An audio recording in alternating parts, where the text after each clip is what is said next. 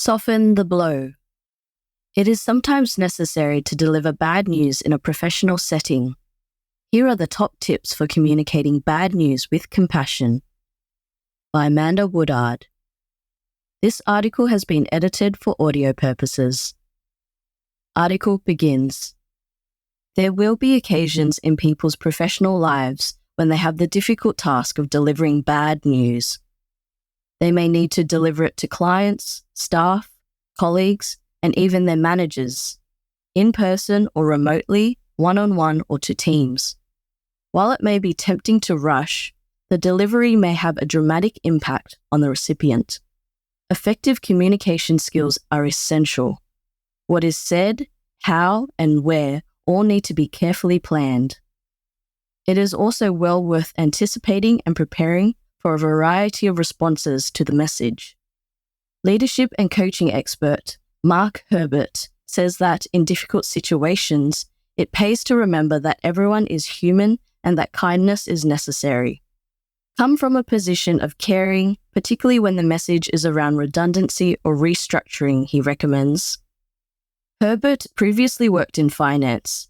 He was motivated to move into coaching after witnessing how often people's interpersonal skills let them down. He says, "I have seen it happen numerous times to individuals where badly delivered news has dragged their self-esteem down a slippery slope from which they never recover, or it takes them a long time." People appreciate leaders being authentic and truthful, says organizational psychologist Vanessa Verschaw.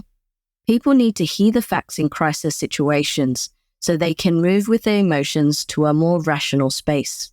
Improving your interpersonal skills by learning how to deliver clear information authentically allows people to process and understand the why, what, and how this will affect them, Verschaw says. Avoid sugarcoating bad news with small talk to ease into the conversation, she says. This will confuse the other person about why the meeting is scheduled, and it can appear disrespectful. Time and place also matter. When delivering bad news to an individual, it is best to find a time that is convenient for them in a place where the discussion will not be rushed or interrupted. Face-to-face is considered respectful and is preferable to remote communication or email. Consider how the information is likely to be received. If bad news comes without warning, the shock may make people angry. It is important to let people vent as the first step to healing, says Verschaw. She adds, acknowledge their emotions and show compassion. Don't try to shut them down or move directly to action. The fear of having to deal with people's raw emotions often leads to managers bottling up their own feelings and coming across as robots, adds Herbert. I was brought up in a family where it was okay to cry and show your emotions. You can't be authentic and genuinely care about people without getting upset. There is no winner here. It's bad being the person receiving bad news, and it's bad being the messenger, Herbert explains. There may be several weeks or even months leading up to a difficult conversation or a major announcement, such as layoffs. As the day approaches, the person tasked with delivering the bad news could be affected both mentally and physically. This is why it is important for leaders to exercise compassion not only to the recipients of bad news, but also to themselves. Developing empathy and putting yourself in the shoes of other people is a key skill. This does not come naturally to everyone, however. Verschaw has built a career on helping business people become more sensitized to others' emotions. Verschaw explains, working in pairs, one person tells a story based on a particular emotion, and the other has to guess the emotion. By identifying and labeling emotions, they start to understand the behaviors that correspond to those emotions and get more skilled at responding appropriately. For people who have not learned to tap into their emotions, it can be hard to show empathy to others. Verschaw says, the default position in business is to focus on doing rather than being. But having a level of connection with people in more challenging times means showing up as yourself. That's quite scary for a lot of employers, but that's what it takes. Verschaw gets managers and leaders to rehearse their entire performance as part of what she calls mental contingency planning. This is particularly useful in a crisis, such as when an incident could have an impact on company reputation or is likely to attract media coverage, she says.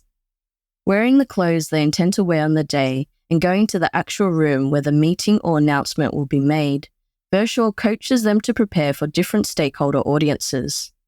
She also asks them to imagine the faces in the audience and anticipate a variety of responses. We run through the scenarios over and over again. There might be 2 or 3 scenarios per stakeholder group.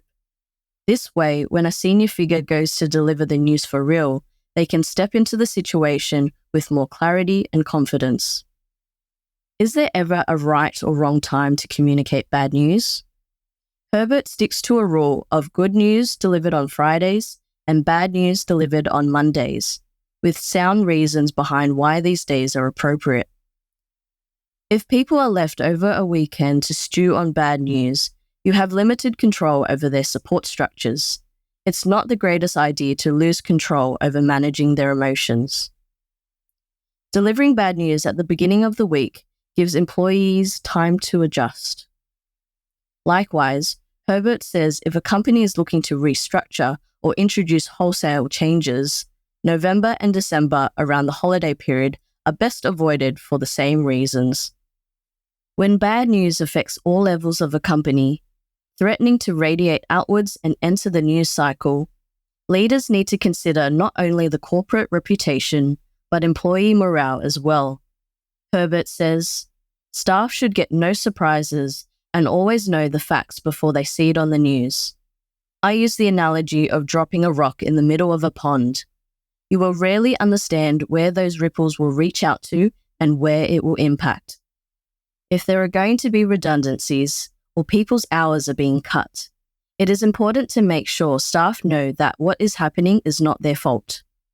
Positive communication requires management to tell employees that they have been and will continue to be an asset to the company. Verschoor believes that for employees who will continue to work at the company, it's beneficial to talk about silver linings. Verschoor says, I don't see this happening very often, but when you do engage people in a conversation about the upside of a crisis, such as releasing more money for training or development, then they start to move from despondency to hope and more productive working. Herbert says, the golden rule for managing company-wide crisis communications is not to dig yourself in a deeper hole. Come clean, respond quickly, and take responsibility for mistakes made. He adds, integrity is a word that gets thrown around willy-nilly, but ask yourself, what is the right thing to do?